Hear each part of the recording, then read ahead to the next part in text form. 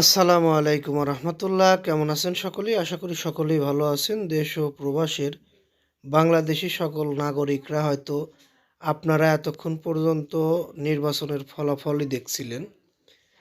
ঠিক সেই নির্বাচনের ফলাফলের পরেই আরেকটি নির্বাচন নিয়ে কিছু কথাবার্তা ফেসবুক বা বিভিন্ন সামাজিক যোগাযোগ মাধ্যমে আমরা জানতে পারছি। সেটা হচ্ছে স্থানীয় সরকার নির্বাচন। আমরা কিছু সামাজিক যোগাযোগ মাধ্যমের দাবির উপেক্ষা করে আপনাদের মাঝে সেই দাবিগুলোই তুলে ধরছি। বিষয়টি হচ্ছে, এই অন্তর্বর্তীকালীন সরকারের আমলে গঠন করা নির্বাচন কমিশনের আন্ডারেই স্থানীয় সরকার নির্বাচন চায় অনেকেই। স্থানীয় সরকার নির্বাচনটি হয়ে গেলে আসলে এই নির্বাচনের ঝামেলাটা 5 বছরের জন্য মুক্ত হতো। আমাদের বাংলাদেশের সেনাবাহিনী অনেক ধৈর্যের পরীক্ষা দিয়েছে।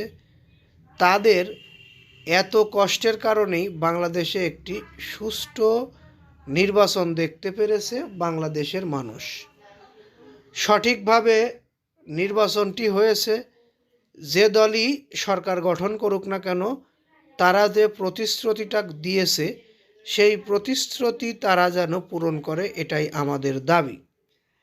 আমি একজন নিউজ কন্টেন্ট ক্রিয়েটর হিসেবে, বাংলাদেশের নাগরিক, বাংলাদেশের ভোটার হিসেবে যে দল সরকার গঠন করছে তাদের কাছে দাবি রাখব, ভবিষ্যতের নির্বাচন পলিসির একটু পরিবর্তন আনার।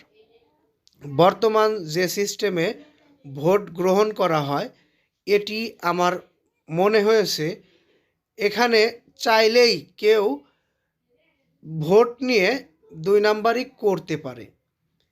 যদি এটাকে আরও একটু স্মার্ট লেভেলের নিয়ে যাওয়া যায়, ফিঙ্গার বা আইডি কার্ড শো করা, ফিঙ্গার এরকম কিছু করা গেলে সেই নির্বাচনটি আরও একদম ফেয়ার হবে বলে আমরা মনে করছি।